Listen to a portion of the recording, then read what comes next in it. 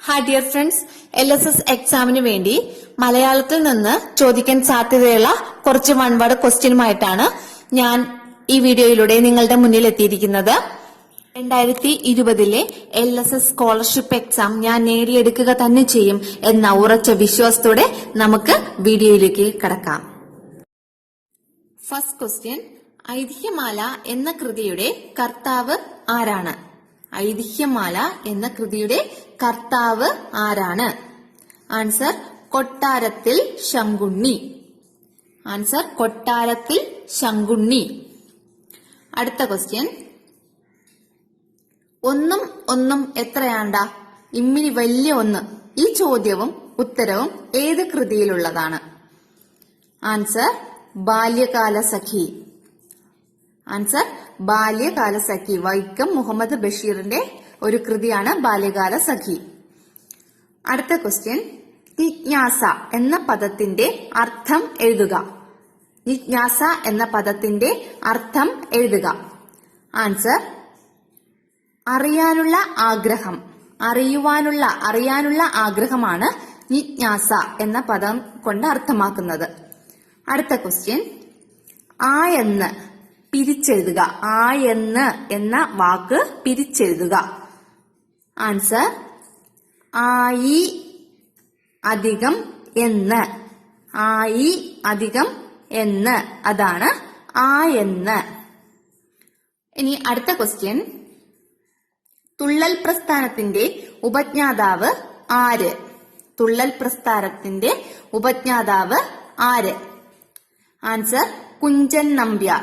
കുഞ്ചൻ നമ്പ്യാറാണ് തുള്ളൽ പ്രസ്ഥാനത്തിന്റെ ഉപജ്ഞാതാവ് എന്നറിയപ്പെടുന്നത്.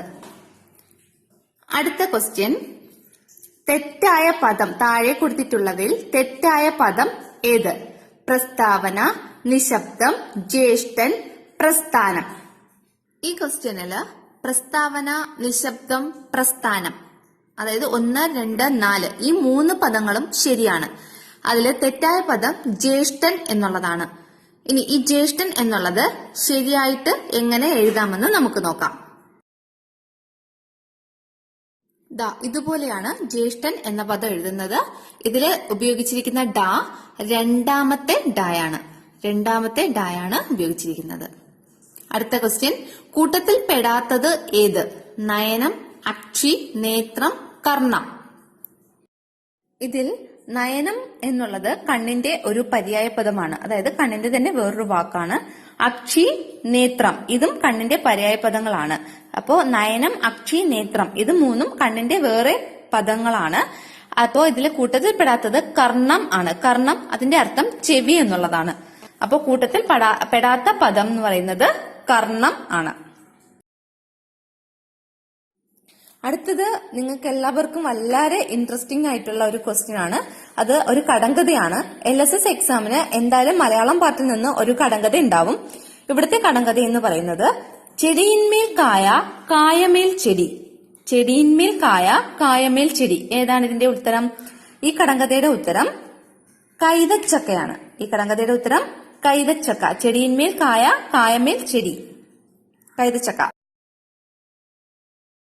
അടുത്തതും ഒരു കടങ്കഥയാണ്, കൊമ്പിന്മേൽ തുളയുള്ള കാള. ഈ കടങ്കഥയുടെ ഉത്തരം എന്ത്? കൊമ്പിന്മേൽ തുളയുള്ള കാള. ഇതിന്റെ ആൻസർ കിണ്ടി. ഇതിന്റെ ആൻസർ കിണ്ടിയാണ്. കൊമ്പിന്മേൽ തുളയുള്ള കാള, ആൻസർ കിണ്ടി. അടുത്ത കടങ്കഥ, ഒരു പൊത്തിൽ നിറച്ച് പക്ഷിമുട്ടകൾ. ഒരു പൊത്തിൽ നിറച്ച് പക്ഷിമുട്ടകൾ. ഈ കടങ്കഥയുടെ ഉത്തരം എന്നറിയാവോ?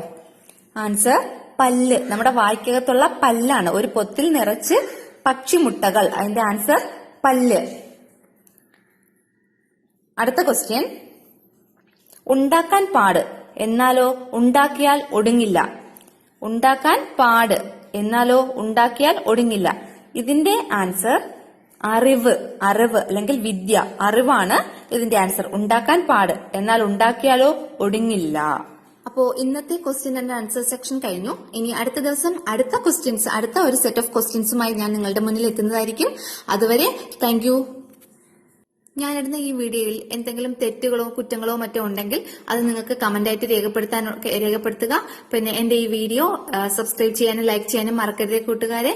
ഇത് ഉപകാരപ്രദമാണെങ്കിൽ മറ്റുള്ളവർക്ക് ഷെയർ ചെയ്യുകയും ചെയ്യുക. താങ്ക്